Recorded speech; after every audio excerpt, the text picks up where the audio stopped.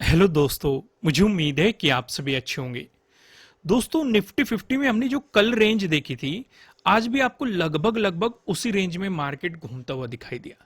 ये सिचुएशन आपको सीधे सीधे यहाँ पे दिखाई दे रही है। मार्केट ने उसी जोन पे सपोर्ट लिया, या फिर आप ये कह सकते हैं प्रीवियस डे लो पे मार्केट ने सपोर्ट लिया। फिर वही लगभग लगभग बैंक निफ्टी में भी सिमिलर मोमेंटम है, वही साइडवेज मोमेंटम। हालांकि स्कैल्पिंग के मार्केट ने मौके दिए हैं, जगह जगह पर ब्रेकआउट, ब्रेकडाउन, रिजेक्शन, इस तरह की सिचुएशन हमने देखी है, लेकिन कोई एक बेहतरीन सा मोमेंटम मार्केट में देता हुआ हमें मार्केट नहीं दिखाई दिया।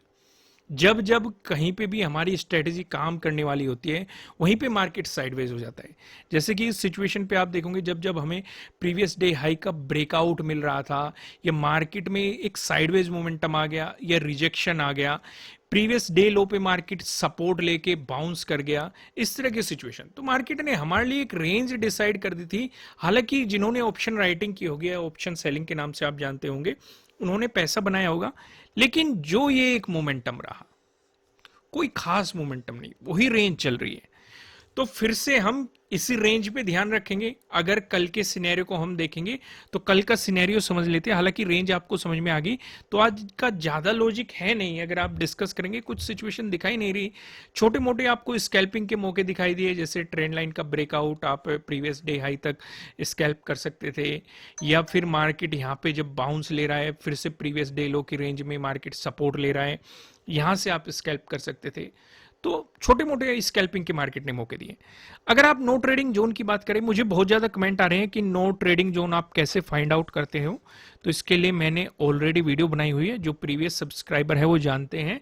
नहीं तो आप क्या करेंगे, नो यूट्यूब के सर्च बॉक्स में जाओ, नो ट्रेडिंग जोन लिखो और उसके आगे हाउ टू इन्वेस्ट हमारे चैनल का नाम लिख दीजिए, तो आपको वीडियो मिल जाएगी। आप वहां से जाके देख सकते हैं कि मैंने नो ट्रेडिंग जोन किस तरीके से फाइंड आउट करता हूं। फिलहाल यहां पे आप देखेंगे जो हमें इंपॉर्टेंट लेवल नजर आ रहे हैं, 30 का डे हाई मैंने मार्क कर लिया और 30 का डे लो। कोई ज्यादा बड़ा मोमेंटम नहीं है, इसलिए हम इसी रेंज को लेके चलेंगे। क्योंकि अगर इस रेंज का 30 का आपको ब्रेकआउट मिलता है, 30 के डे हाई का ब्रेकआउट मिलता है, तो ऑटोमेटिकली आपको 29 के डे हाई का भी ब्रेकआउट मिल जाएगा। ठीक वैसे ही आपको 30 के डे लो का अगर ब्रेकडाउन मिलता है, तो ऑटोमेटिकली 29 के डे लो का भी ब्रेकडाउन मिल जाएगा, क्योंकि दोनों एक ही रेंज में बैठे हुए हैं। सिचुएशन क्लियर होगी यहां तक। तो यहां पे आप देखेंगे ऊपर वाले लेवल को 18,661 का है, जो कि 30 का डे हाई है। नीचे वाले लेवल को देखोगे 18,577 है, जो कि यहां पे आप देखेंगे डे लो है। किसका? 30 का डे लो है। ये रेंज आपको दिखाई दे रही है। तो यहां पे आप देखेंगे अगर मार्केट फ्लैट ओपन होके पॉजिटिव मोमेंटम दिखाता है, तो आपको इंतजार करना है मार्केट प्रीवियस डे हाई का ब्रेकआउट दे। एक बात और ध्यान से समझो, जब मार्केट यहां से रिजेक्शन ले रहा है, कई बार एक तरह का केस और हो जाता है। वो केस मैं आपके साथ डिस्कस कर देता हूं। मान के चलो ये हो गया हमारा 30 का day high, previous day high भी कह सकते हो, क्योंकि कल के दिन ये हमारे लिए प्रीवियस डे हाई के रूप में एक्ट करेगा।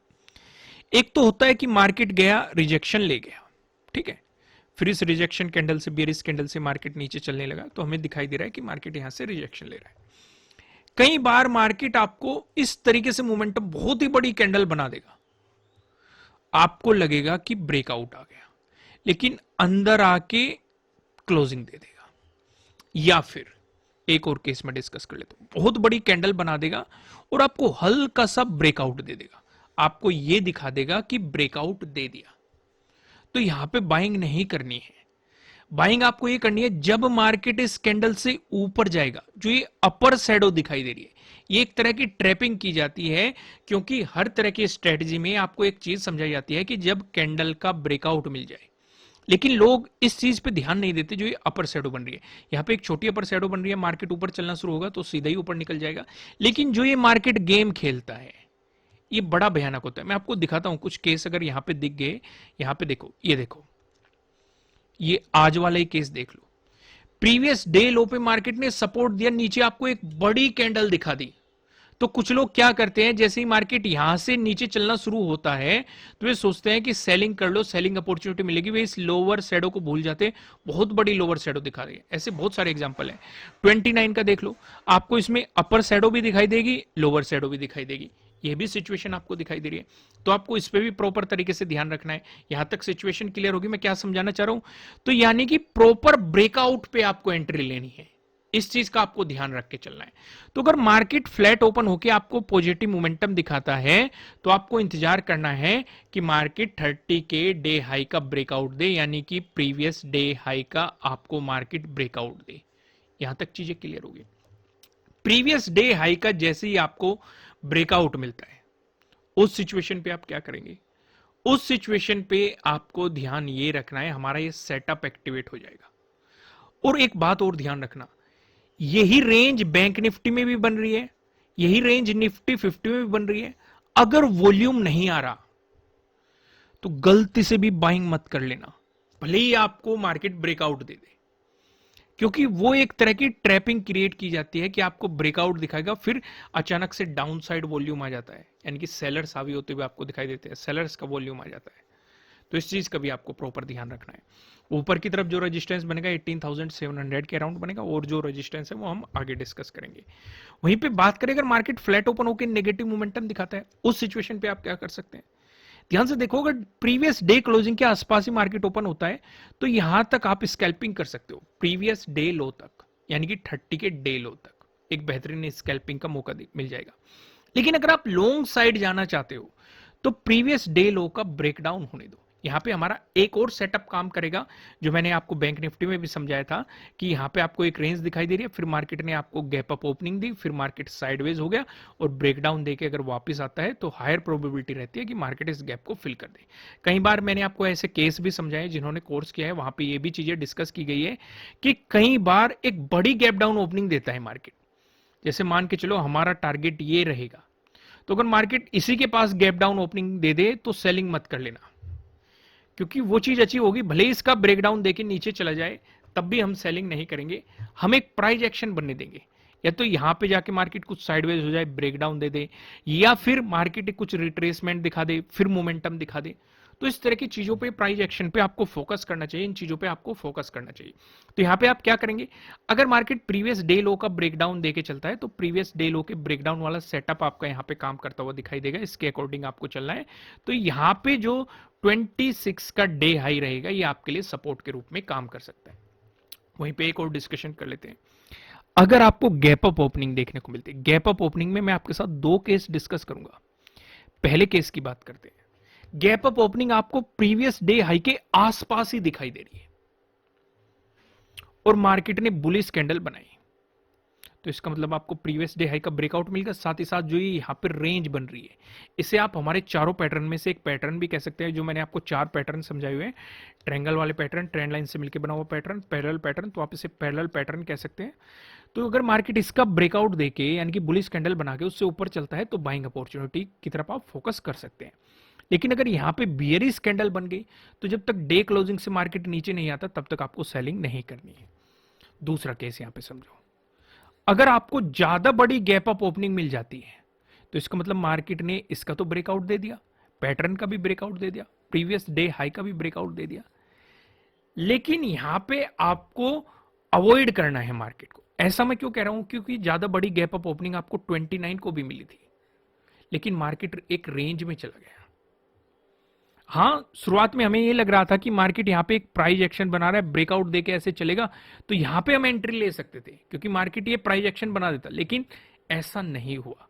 तो अगर प्राइस एक्शन बन रहा है वो एक अलग बात है, लेकिन अगर यहां पे बियरिश कैंडल मिल जाए, रिजेक्शन आपको देखने को मिल जाए, तो आप सेलिंग अपॉर्चुनिटीज पे फोकस कर सकते हैं। और जो ये 30 का डे हाई था, यानी कि प्रीवियस डे हाई था, ये आपके लिए सपोर्ट के रूप में काम करता हुआ दिखाई देगा। वहीं पे अगर आपको गैप डाउन ओपनिंग मिलती है, तो गैप डाउन ओपनिंग में एक केस तो मैं आपके साथ डिस्कस कर चुका हूं कि अगर मार्केट इसी के आसपास, यानी कि जो 26 का डे आई है, इसी के आसपास गैप डाउन ओपनिंग दे दे। दूसरा केस मैं आपके साथ डिस्कस कर देता हूं, अगर 30 के डे लो के आसपास, यानी कि प्रीवियस डे लो के आसपास मार्केट गैप डाउन ओपनिंग दे दे और बियरिश कैंडल बना दे और उस बियरिश कैंडल से नीचे आ जाए, तो आपको सेलिंग अपॉर्चुनिटीज मिल सकती है। सपोर्ट आपके लिए यही रहेगा 26 का डे हाई। लेकिन अगर यहां पे बुलिश कैंडल बनती है तो आप प्रीवियस डे हाई तक, यहां तक के मोमेंटम को ऑब्जर्व कर सकते हैं।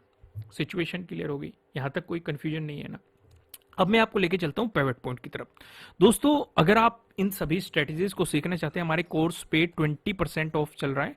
नीचे डिस्क्रिप्शन में आपको एप्लीकेशन का लिंक मिल जाएगा। प्रॉपर सेटअप स्ट्रेटजी हमने वहां पे बहुत कुछ समझाया हुआ है आपको। वहीं पे अगर देखें, अगर निफ्टी 50 में एक पॉजिटिव मोमेंटम देखने को मिलता है, उस सिचुएशन पे जो हमें पहला रेजिस्टेंस नजर आ रहा है 18,677 पे नजर आ रहा है। अगर आपको इसका ब्रेकआउट मिलता है, जो हमें दूसरा रेजिस्टेंस नजर आ रहा है 18,735 पे नजर आ रहा है। अगर आपको इसका ब्रेकआउट मिलता है, जो हमें तीसरा रेजिस्टेंस दिखाई दे रहा है। तीसरा रेजिस्टेंस बताने से पहले मैं आपको बता दूं, आपके लिए किसी भी तरह का ना तो कोई बाय रिकमेंडेशन है, ना ही कोई सेलिंग रिकमेंडेशन है। ये जस्ट एजुकेशनल पर्पज से बनाई गई एनालिसिस वीडियो है। इन्वेस्ट करने से पहले आपको अपनी रिसर्च करनी है, अपने इन्वेस्टर की सलाह लेनी है, क्योंकि प्रॉफिट भी आपका होने वाला है, लॉस की जिम्मेदारी भी आपको अपने आप लेनी है। जो यहाँ पे हमें तीसरा रेजिस्टेंस नजर आ रहा है, ये 18,798 पे आपको यहाँ पे तीसरा रेजिस्टेंस दिखाई दे रहा है। वहीं बात करिए बैंक निफ्टी 50 में आपको नेगेटिव मोमेंटम देखने को मिला। उस सिचुएशन पे जो हमें पहला सपोर्ट नजर आ रहा है 18,584 पे नजर आ रहा है। अगर आपको इसका ब्रेकडाउन मिलता है, जो हमें दूसरा सपोर्ट नजर आ रहा है 18,546 पे दिखाई दे रहा है। अगर आपको इसका भी ब्रेकडाउन मिलता है, जो हमें तीसरा सपोर्ट नजर आ रहा है 18,514 पे आपको यहाँ पे तीसरा सपोर्ट दिखाई दे रहा है। दोस्तों इस वीडियो को लाइक कीजिएगा। अगर आप स्ट्रेटेजी सीखना चाहते हैं तो 20% का ऑफ चल रहा है। एप्लीकेशन का लिंक आपको नीचे डिस्क्रिप्शन में मिल जाएगा। फिलहाल इस वीडियो में इतना ही, फिर मिलेंगे किसी नेक्स्ट वीडियो में किसी अच्छे कंटेंट के साथ। Thank you.